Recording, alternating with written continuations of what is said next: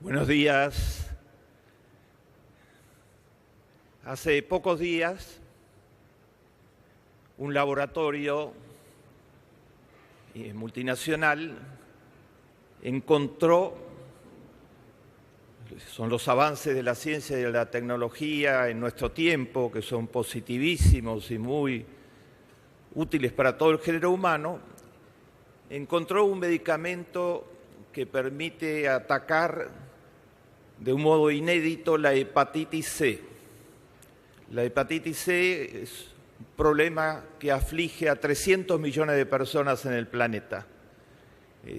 Puede tener consecuencias muy graves para la salud y riesgo de vida. Los tratamientos son muy largos y prolongados. Este tratamiento permite curarla en 2 semanas. Una píldora que se ingiere diariamente durante 2 semanas. ¿Saben cuál es el precio del tratamiento? Con la píldora, 300 millones de personas mejorarían radicalmente, bajarían sus riesgos y mejorarían radicalmente su calidad de salud. El precio que le fijó el laboratorio es solo $100.000. O sea que si los que tienen la dolencia tienen los $100.000, están del otro lado. Los que no tengan los $100.000 van a seguir con el tratamiento que no garantiza curaciones. Cuando hablamos de desigualdad, no estamos hablando de abstracciones, no estamos hablando de una lucha de conceptos teóricos, estamos hablando de una realidad diaria. La desigualdad es una realidad diaria. Hubo un gran clamor de protesta, se está negociando, se llegó a alguna fórmula que permita en los países más pobres que el laboratorio le dé licencia a 8 laboratorios productores de genéricos de la India para producirlo para los países más pobres.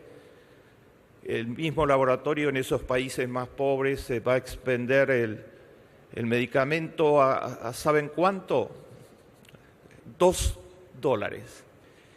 Pero vamos a quedar excluidos todos los países de cuello blanco, intermedios, de niveles de ingreso promedio, y la lucha va a ser larga porque una parte importante de los 300 millones no van a estar comprendidos en la posibilidad de acceder al medicamento. Los seguros de salud fueron de los primeros en protestar muy fuertemente por los precios fijados. El laboratorio, lógicamente, arguye los gastos de investigación. Del otro lado le contestan las ONGs que no se ve claro que esto desemboque en una tarifa de estas características. Los seguros de salud arguyen de que no pueden incluir en su cobertura el medicamento que deberían legalmente, en muchos casos, en muchos países, incluirlo porque provocaría una situación de financiamiento severa. Son los dilemas de la desigualdad. Una de las desigualdades mayores que vemos en el planeta actualmente es perceptible muy directamente. Según estudios de la Escuela de Salud Pública de la Universidad de Harvard, están aumentando las distancias en estatura entre las mujeres humildes y las mujeres de clases medias y de clases altas de países de altos niveles de ingreso. Por ejemplo, nuestras mujeres guatemaltecas, hondureñas, las mujeres bolivianas, las mujeres indígenas de América Latina, tienen una estatura en reducción, según la Universidad de Harvard, porque influyen las malas condiciones nutricionales, el conjunto de desigualdades que generan pobreza, mientras que del otro lado la estatura aumenta. Entonces la brecha ya no es el coeficiente Gini solamente, sino que la brecha es en estatura. Y resulta que la estatura es un predictor de salud y de esperanza de vida, porque si la estatura es menor que la que debiera ser, de acuerdo a las tablas biológicas, la esperanza de vida es sensiblemente menor. Por eso elegí hablar sobre este tema en los minutos que tenemos a disposición e intercambiar con ustedes sobre este tema. El Papa Francisco lo llama con frecuencia desigualdad y pobreza, los mayores temas que tiene el género humano por delante. El presidente Clinton recuerda en la frase famosa que recorrió todo el planeta en un momento estelar de su presidencia, aquella frase: es la economía, estúpido, siendo que la clave de todo estaba en la economía. Yo me permitiría decir, en un mundo desorientado, perplejo, porque por un lado tenemos los avances tecnológicos positivísimos, esperanzadores, que nos llenan de oportunidades y posibilidades, y por el otro lado tenemos las imágenes del ébola y tenemos las imágenes permanentes. Basta sentarse en un avión y gracias a esa organización bendita que es la UNICEF, que nos acerca allí una y otra vez las caras de la pobreza, no solo recogiendo donaciones, sino diciéndonos que el mundo no es solo de los pasajeros que viajamos en los aviones, sino que hay una inmensa multitud de niños que no tienen oportunidades casi de ningún tipo, en un mundo totalmente contradictorio, en donde una de las pocas luces permanentes es esta sabiduría espiritual que encarnan personas excepcionales como el Papa Francisco, cuando una y otra vez dice: están preocupadas las élites con la finanza de los bancos, no están preocupadas para nada con la multitud de desamparados del planeta. En ese mundo yo diría, es la desigualdad, estúpido.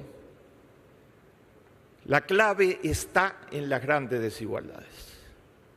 Hay una agenda muy grande de problemas, ha sido expuesta maravillosamente en estos días, ustedes la están discutiendo, pero detrás de todos los problemas está empujando las dificultades para enfrentar seriamente la pobreza estructural, la pobreza dura, la pobreza de los 1.250 millones de personas que, de acuerdo a las cifras del Banco Mundial, ganan menos de $1.25 diario y por lo tanto están virtualmente condenados, son los nuevos condenados de la tierra a vivir vidas muy cortas y con muchísimos problemas de salud permanentes. En un mundo donde, como señalábamos en las palabras de apertura, mueren 18.000 niños todos los días, y les agrego 800 madres todos los días durante el embarazo o el parto. Es la desigualdad, estúpido. Voy a abordar la desigualdad en 4 momentos muy rápidos por el tiempo de reflexión. Y si a alguno le interesa ampliar, tiene a disposición, si se aburre y entra en YouTube, el informe Klicksberg, Escándalos Éticos, la serie de televisión que produjo el canal Encuentro, orgullo de del país, el canal que hace una tarea excepcional, educativa excepcional, y pueden ampliar allí algunas de las cosas que voy a señalar rápidamente. Y que gracias a esta maravilla de las tantas que ha producido la gestión del ministro De Vido, podemos tener contacto con todo lo que queremos en este mundo digital nuevo que ha incorporado a la Argentina, y ahí van a encontrar esta serie también. En primer lugar, no estaremos exagerando al hablar de las desigualdades del modo que lo hizo Rubini ayer, del modo que lo voy a hacer ahora. Parece que no, porque ¿saben quién fue el último que se anotó en la lista de denunciar las desigualdades? Ahora es una lista larguísima. Cuando muchos de nosotros denunciábamos las desigualdades en los 90, era una lista cortísima, porque había que pagar los costos de denunciar las desigualdades. Entonces éramos muy poquitos. Las desigualdades se cocinaron en los 80 y los 90 y reventaron finalmente en la crisis económica mundial del 2008, del 2009. Tanto la crisis de 1930 como la crisis del 2008-2009, las dos mayores crisis económicas mundiales que se han producido, fueron precedidas por una escalada de las desigualdades. Las desigualdades incidieron muy seriamente en todo lo que sucedió. El último que se anotó en la lista de denunciar las desigualdades es Standard & Poor's, la agencia de calificaciones que formó parte central de la burbuja de las hipotecas y de los derivativos, que tiene muchísimos juicios en los tribunales en Estados Unidos por las predicciones totalmente erróneas que entregó a los inversionistas y su participación activa en eso. Ahora dice que las desigualdades son muy malas para la economía. Y sigo con esta lista que ha cambiado totalmente de actores. Junto a los que denunciamos las desigualdades de toda la vida, está actualmente el Fondo Monetario Internacional, que ha hecho estudios de muy buena calidad que llevan a la conclusión de que las desigualdades son muy malas para la economía. No era lo mismo que escuchábamos en la década de los 90. Dice el Fondo Monetario Internacional, como consecuencia de estudios cuyas conclusiones fueron entregadas este año, la desigualdad económica debe ser de preocupación macroeconómica para las autoridades de los países. Y el Fondo Monetario Internacional tiene, de acuerdo a ello, que tratar de entender los efectos macroeconómicos de las desigualdades. En su dirección de investigaciones, el estudio es muy interesante y muestra que la tasa de crecimiento en países industrializados equitativos dura 24 años, o sea, es sostenible. La tasa de crecimiento de los países nórdicos es sostenible, tienen el más bajo coeficiente Gini del planeta, 0.25. En África el crecimiento dura muy poco, la tasa es más del doble que esa. En América Latina tenemos motivos para estar muy preocupados, porque con los avances fenomenales nuestra tasa Gini es 0,51, es una tasa muy elevada, la más elevada de todos los continentes del planeta.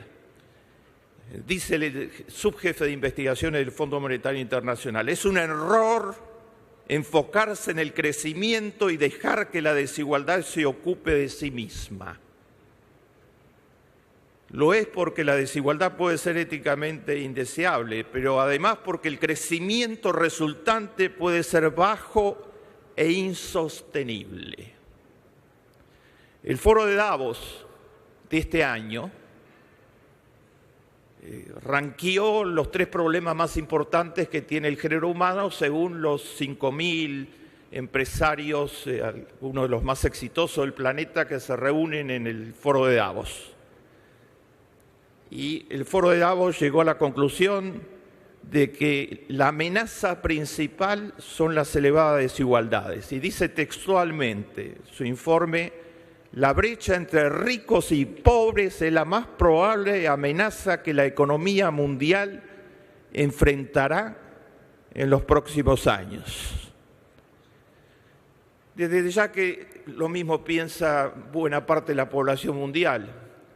En las Naciones Unidas desarrollamos una gran consulta mundial con motivo de las metas del milenio post-2015. Se entrevistaron 6,5 millones de personas en todo el planeta. El número 1 en el ranking compartido con la pobreza y las exclusiones son las grandes desigualdades. ¿Y de qué tamaño realmente son las desigualdades? Yo les mostré muy rápidamente. Puede significar no acceder a un medicamento que puede cambiar totalmente la vida de 300 millones de personas, o puede significar ser de estatura muy baja por deficiencias nutricionales y por todos los males de la pobreza. Pero puede significar otras cosas. Las marcó en un discurso muy reciente, hace 15 o 20 días, la presidenta de la Reserva Federal de los Estados Unidos. Dio una disertación en Boston ante un auditorio financiero fundamentalmente, y mientras el auditorio esperaba que hablara de la interrupción de los flujos, el cambio de la política, de echar dinero para impulsar la economía, etcétera, dedicó toda su disertación a las desigualdades. Y una mente muy aguda, la primera mujer, Janet Yellen, que es presidenta de la Reserva Federal de Estados Unidos, dijo cosas como las siguientes. Dijo que se está generando y creciendo una desigualdad muy importante, que dice que hace mucho tiempo que está estancado el financiamiento al preescolar, al nivel más básico de educación. Ha habido oposición conservadora permanente en el Congreso a aumentar este financiamiento. Y por otro lado, las universidades, que claramente están entre las mejores del mundo, sin duda, son cada vez más costosas. Sus tarifas son de las más elevadas del planeta. Entonces ella dijo, ahí se está creando una brecha en educación gigantesca, porque amplios sectores de la sociedad no van a poder acceder al preescolar. El preescolar hoy debería ser absolutamente obligatorio y accesible, porque todo lo que sabemos en ciencias cognitivas y de la evolución dice que los chicos deben estar en el preescolar desde la edad más temprana posible, por lo menos los 3 años o los 4 años con absoluta seguridad, porque ahí se forma gran parte de sus skills, como se le dice, de sus capacidades cognitivas para toda la vida. Por un lado, la exclusión, según las palabras de Janet Yellen, de una cantidad muy importante de niños, porque no hay los cupos y no hay la gratuidad y la política pública en gran escala en ese área. Ahora la ciudad de Nueva York, en la actual gestión, está tratando de cambiar eso para la ciudad de Nueva York. Y por el otro lado, las universidades cada vez más costosas. Entonces ella advierte, se está creando una brecha donde solo algunos grupos van a tener acceso realmente a una de las mejores educaciones universitarias del mundo. Y además subrayó en su mensaje la caída de las pymes, el retroceso en la creación de pymes. Cifras. Ustedes saben que yo solo creo en las cifras. algunas de las cifras más recientes sobre las desigualdades. Según el Informe de Desarrollo Humano 2014, el gran documento de referencia mundial del PNUD, el 1% más rico se está aproximando, está muy cerca de tener el 50% de todo el ingreso del planeta. Y del otro lado, el 50% más pobre tiene menos del 1% del ingreso del planeta. El 10% más rico tiene más del 85% del Producto Bruto Mundial. Pero todavía ahí no vemos el tamaño de las desigualdades. Lo vemos cuando entramos al 0,001%, porque al interior del 1% más rico hay una heterogeneidad social muy grande. No hay mucha movilidad social internamente, hay un porcentaje ínfimo, 86 personas, que según comunicó a una audiencia muy importante de bancos e instituciones financieras en Londres, hace pocos días atrás, Christine Lagarde, la directora del Fondo Monetario Internacional, les comunicó 86 personas tienen más que 3.500 millones de personas de menores recursos del planeta. Y dijo, tratando de subrayar lo que estaba señalando, las 86 caben en un bus de Londres. En un solo bus de Londres hay el equivalente a los ingresos de 3.500 millones de personas en 86 personas.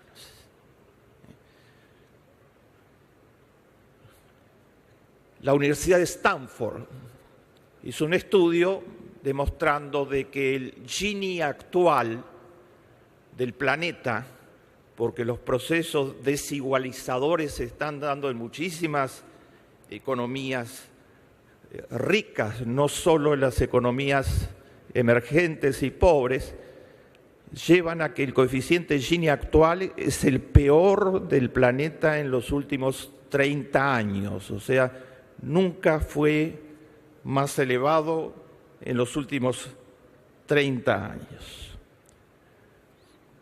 Las desigualdades se expresan en algunos casos en forma casi, la única expresión que encuentro es la que utilizó el PNUD en un informe anterior, dijo, este nivel de desigualdades son desigualdades groseras, o las que utilizó la Iglesia Católica en una encíclica dedicada exclusivamente a las desigualdades, en donde dice son disparidades hirientes, porque hieren la ética más básica, el sentido común. Les acerco alguna de ellas muy rápidamente por el tiempo. Una desigualdad fenomenal es la que tiene que ver con disponibilidad de salas quirúrgicas. La estudió Harvard también, un estudio reciente. Si alguno de ustedes tiene un accidente en un automóvil, o si una madre tiene que dar a luz imprevistamente y se necesita una sala quirúrgica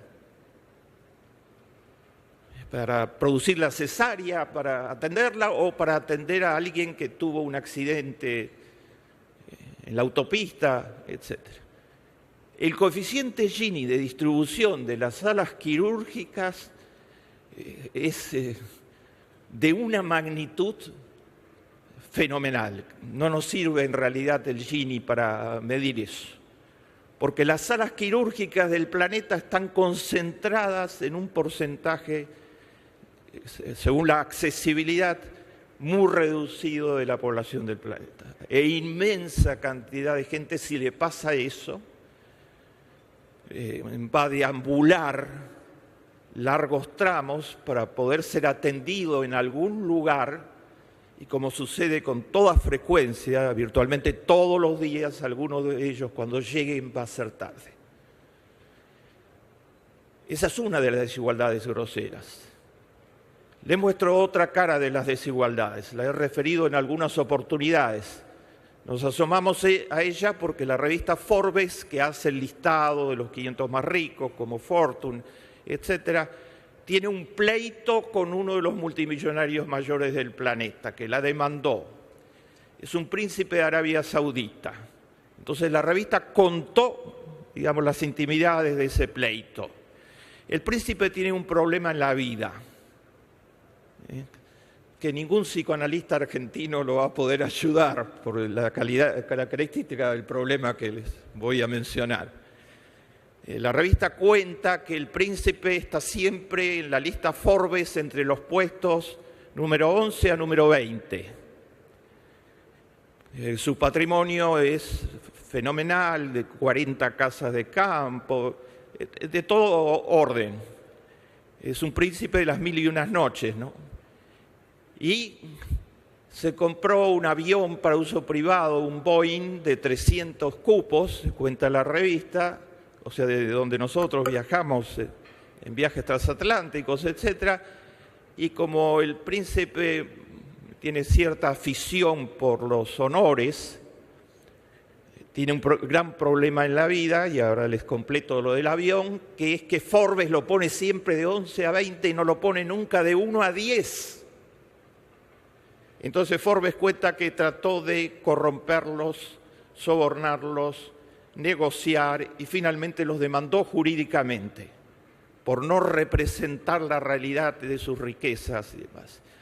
El príncipe en el Boeing instaló un trono en el Boeing, ¿no? Viaja acompañado por su servidumbre y su familia, y hay un Boeing, en el Boeing hay un trono donde se sienta el príncipe en su viaje en avión.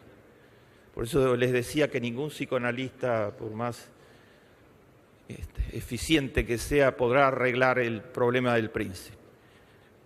Con un costo ínfimo de lo que significa una acumulación de riqueza de ese tipo, se puede bajar seriamente el analfabetismo en el planeta, porque las cifras son totalmente contrastantes. El año pasado los 300 más ricos ganaron en promedio per cápita 2.000 millones de dólares.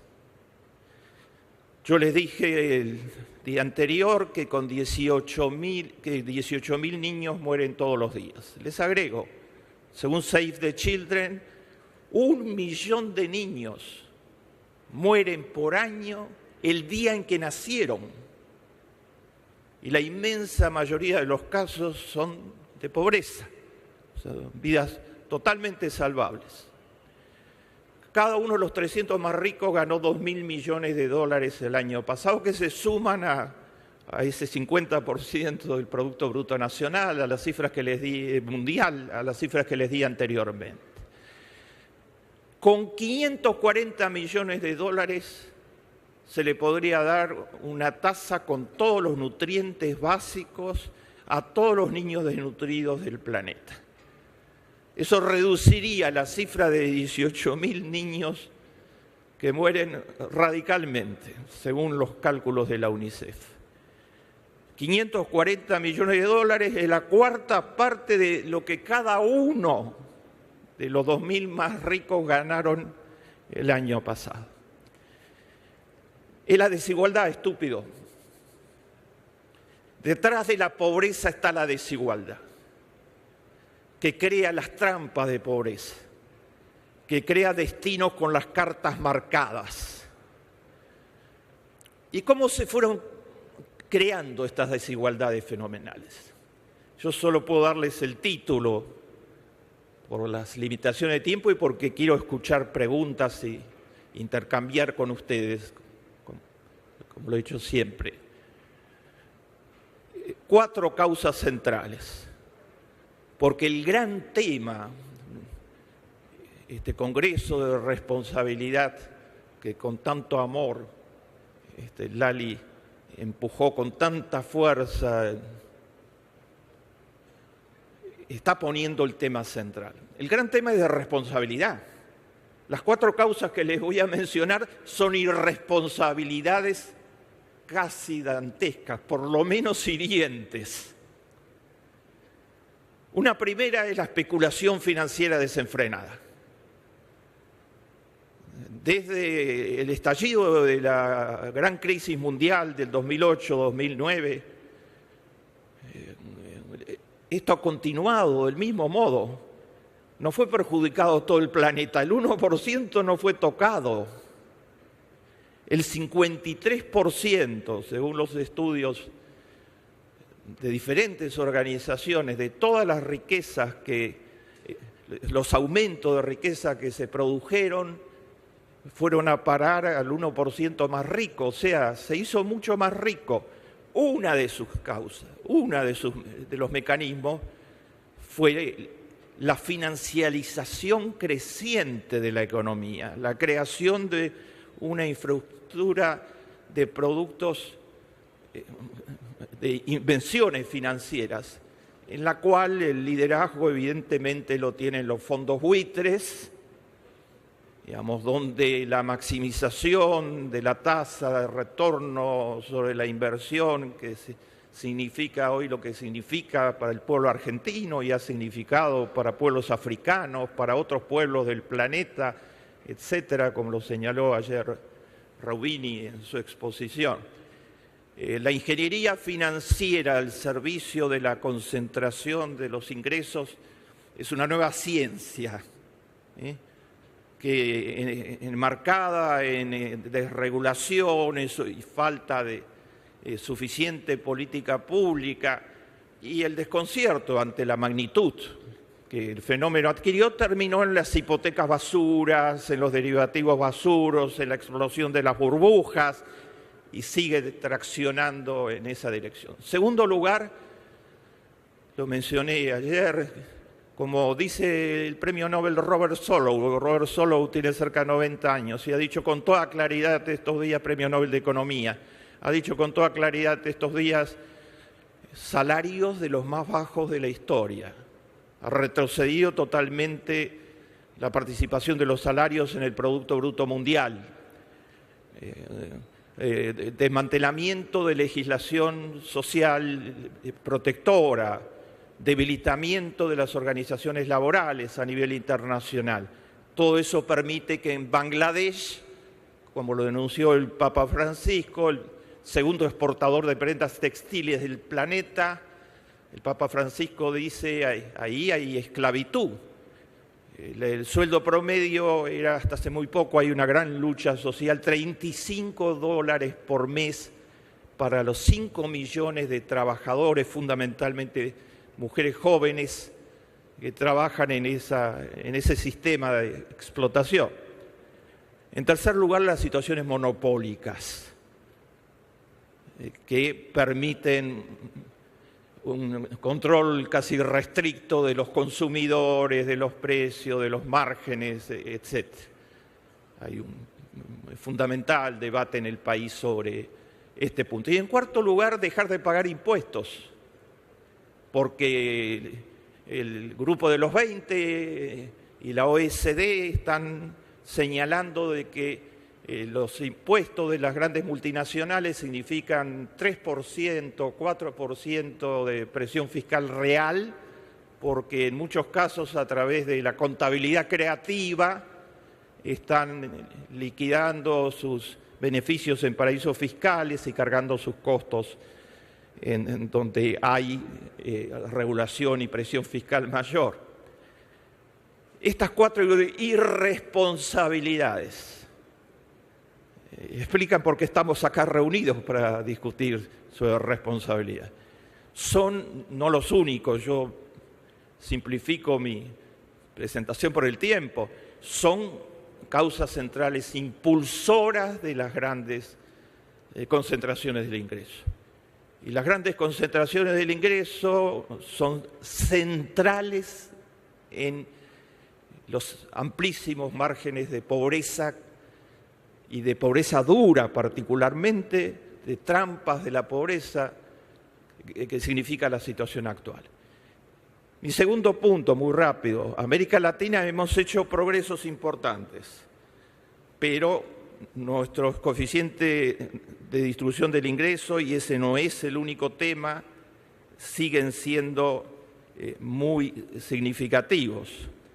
Estamos por encima de los promedios mundiales y en algunos países solo se puede hablar de irresponsabilidad en las políticas públicas, porque Guatemala tiene un Gini de 0,58, Honduras tiene un Gini de 0,57, para señalar algunos casos, frente a la reducción muy significativa, nos falta muchísimo, de los coeficientes Gini en la mayor parte de los países del UNASUR.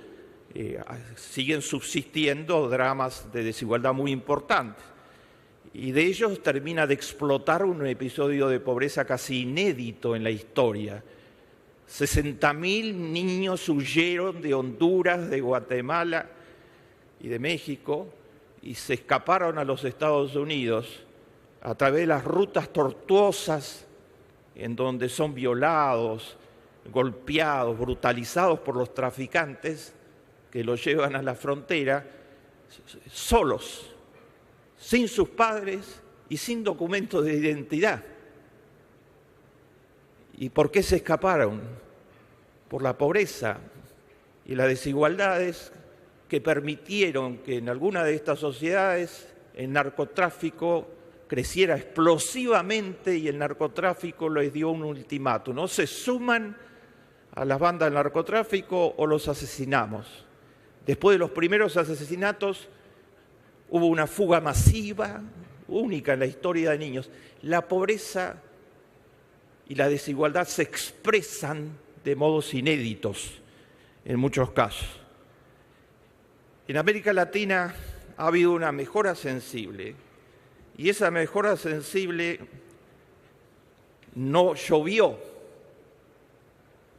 Por ejemplo, para mí una de las desigualdades mayores del planeta es si se tiene agua potable o no se tiene agua potable.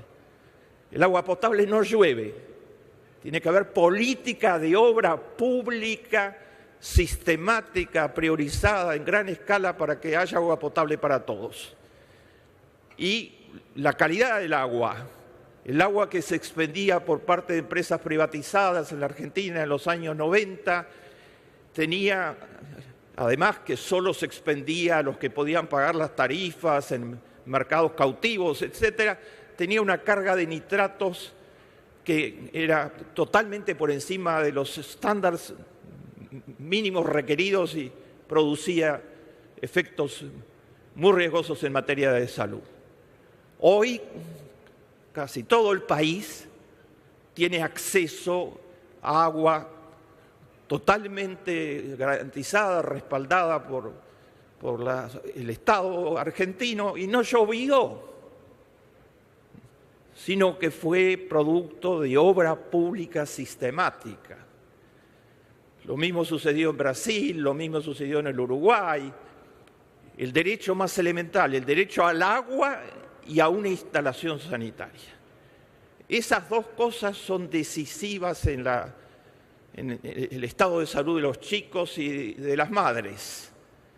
El derecho al agua no era reconocido como derecho hasta hace pocos años atrás, porque el mercado del agua es uno de los más buscados. Y de instalaciones sanitarias, ¿quién se va a ocupar de este problema de los más pobres? Resultado, 2.400 millones de personas, de acuerdo al Informe de Desarrollo Humano de las Naciones Unidas, no tienen acceso a una sanidad con los mínimos estándares requeridos. Y estos dos hechos inciden significativamente en las tasas de mortalidad infantil e inciden en la mortalidad materna.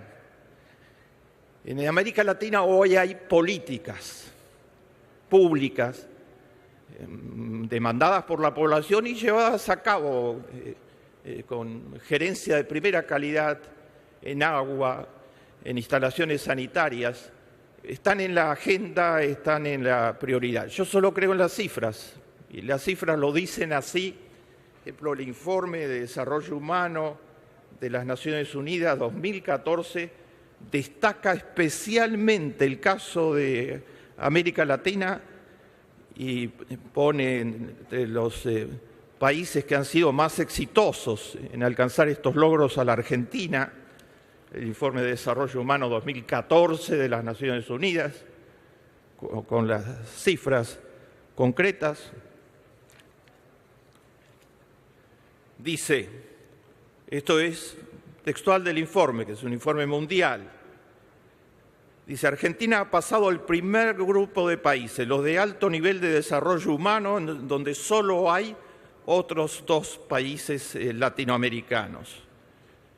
Ha aumentado los 3 indicadores básicos, esperanza de vida, escolaridad e ingreso nacional bruto per cápita.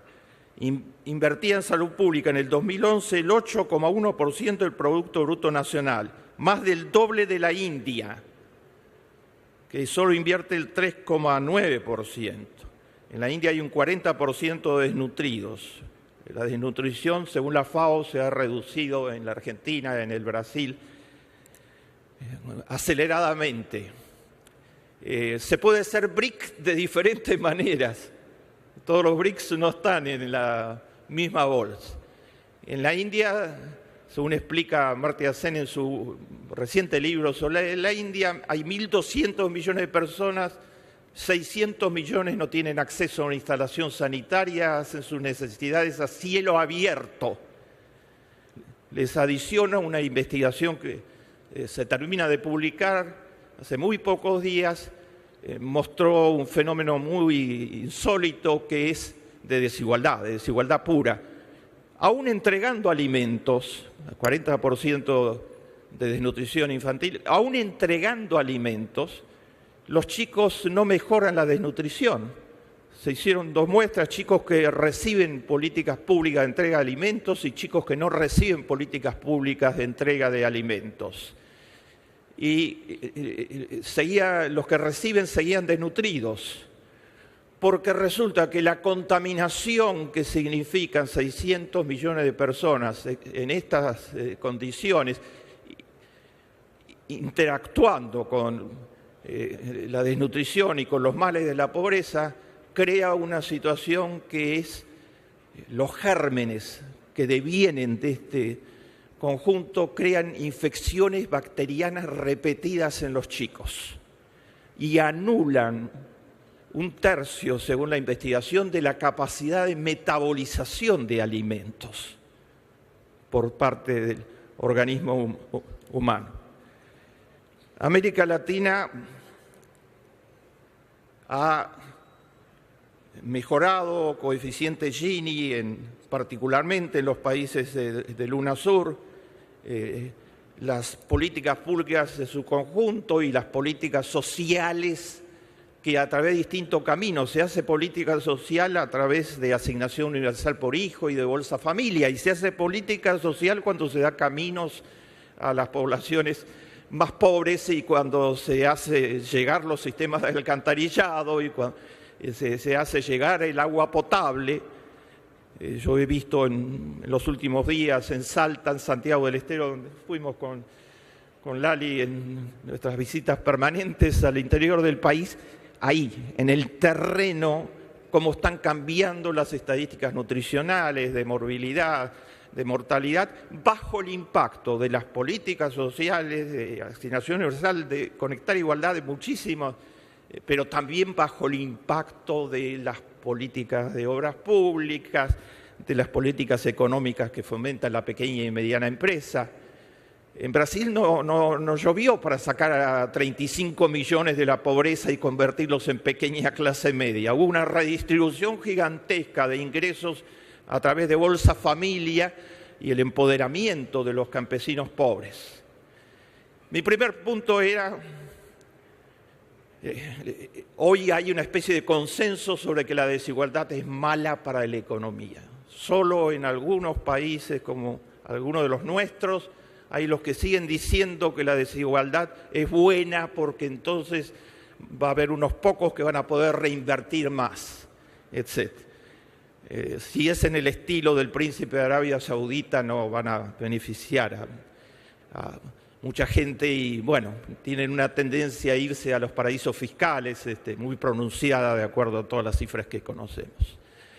Mi segundo punto era mostrarles que esta lista casi consensual hoy sobre lo que significa las desigualdades en términos de no crecimiento estable, de no crecimiento en general, de reducción de los mercados internos, de falta de posibilidad de formar ahorro nacional, de trampas por las que los chicos pobres quedan excluidos del sistema educativo, de tramos muy importantes del sistema educativo. Todo esto, esta concentración gigantesca de desigualdades tiene que ver con la economía real, con estos 4 factores que les mencioné.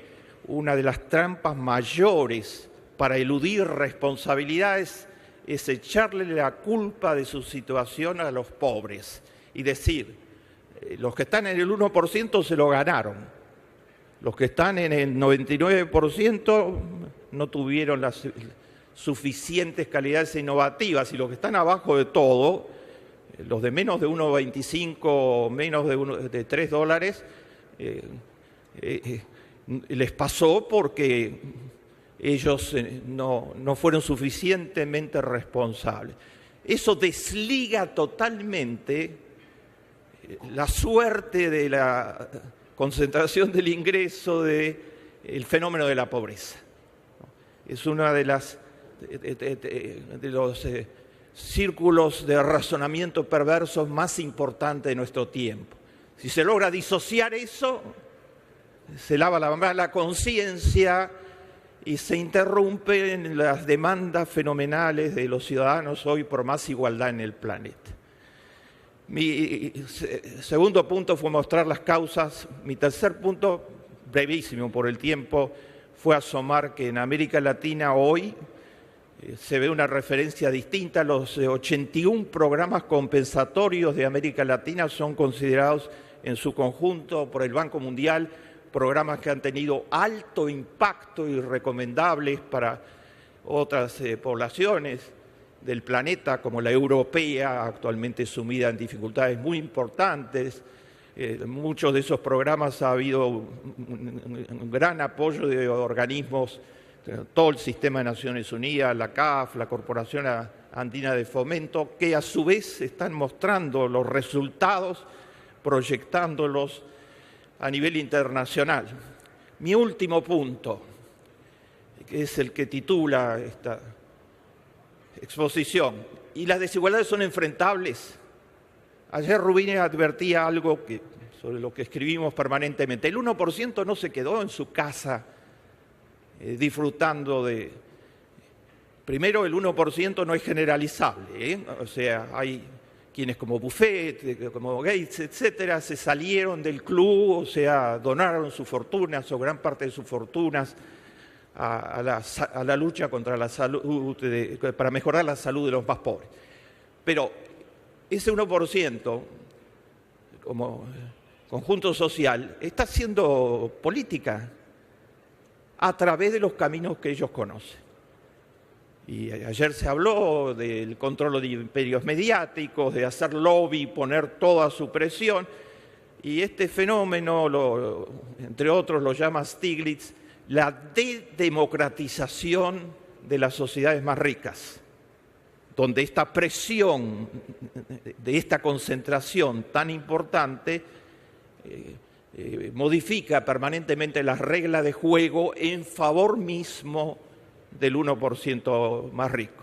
El excelente libro de Piketty es un llamado de atención muy fuerte sobre que estamos retrocediendo la historia en términos de equidad de un modo muy, muy pronunciado. Y la Universidad de Utrecht y la OECD publicaron un estudio donde dice estamos ya en la época del zar del siglo XIX con los indicadores de desigualdad que había en la época del zar y de la Compañía de las Indias Occidentales, uno de los instrumentos de colonización más fuertes que ha habido en el planeta, etc. ¿Es enfrentable todo esto? Y bueno, este congreso, sus 5.000 participantes, esta convocatoria humilde que nos ha traído a todos a pelear por la responsabilidad y por la agenda abierta de responsabilidad social para América Latina y por la responsabilidad de las políticas públicas en lo empresarial, en todas las áreas de la sociedad, es una muestra que se puede enfrentar y se puede enfrentar en escalas nacionales. y se puede combatir la irresponsabilidad con esto, con la responsabilidad en acción, no declamada, porque ahí no vamos a mejorar nada, sino la responsabilidad puesta en que todos los chicos puedan terminar el colegio secundario, en que ese 0,25 centavos de dólar que vale una tasa nutricional con todos los nutrientes esté al alcance de todo el planeta, en que no haya más, como tenemos en América Latina, hemos avanzado infinito, pero tenemos cerca de un 20% de jóvenes fuera del sistema educativo y fuera del mercado de trabajo, en que las prioridades de la política pública, como lo muestran los resultados de los países del UNASUR, tengan un énfasis total en el ser humano. Eso no es hacerle un favor a los seres humanos, eso es aplicar la ética más elemental y además es poner en marcha el motor más importante de la economía. Lo social y la responsabilidad es la inversión más virtuosa que hay en una economía. El éxito de los países nórdicos, cero pobreza, la menor desigualdad del planeta con sus problemas, pero con cifras mucho mejores que todos, tiene que ver con esa inversión maestra. Y en América Latina, cuanto más profundicemos y sostengamos esta inversión en lo social, que va desde el agua y las obras públicas hasta programas tan virtuosos como Bolsa Familia y Asignación Universal, estaremos devolviendo los derechos conculcados. Esto es viable. Yo tengo en mi sangre un optimismo milenario, digamos, de un pueblo que sobrevivió a una de las matanzas más feroces de toda la historia. Todos los Kriegssmerg fueron asesinados por Hitler, solo sobrevivió mi padre, eran más de 100, etcétera. Junto con mis parientes fueron asesinados los gitanos, fueron asesinados todos los discapacitados por los nazis, fueron asesinados todas las personas gay por los nazis, etc. El mundo sobrevivió a eso. Hoy estamos en una hecatombe económico-financiera muy importante, en donde los niveles de exclusión son de este nivel que les he mostrado, al mismo tiempo que la exclusión convive con los avances tecnológicos fenomenales, como diciéndole, usted no puede tomar la pastilla está, pero usted no la puede tomar. Yo soy portador de un optimismo milenario, y entonces el optimismo arranca del texto bíblico. Y en el texto bíblico se promete que hay una tierra prometida. La tierra prometida es, según los profetas, la tierra en donde descansarán el lobo junto al cordero. Habrá paz entre las naciones y habrá justicia social. Muchas gracias.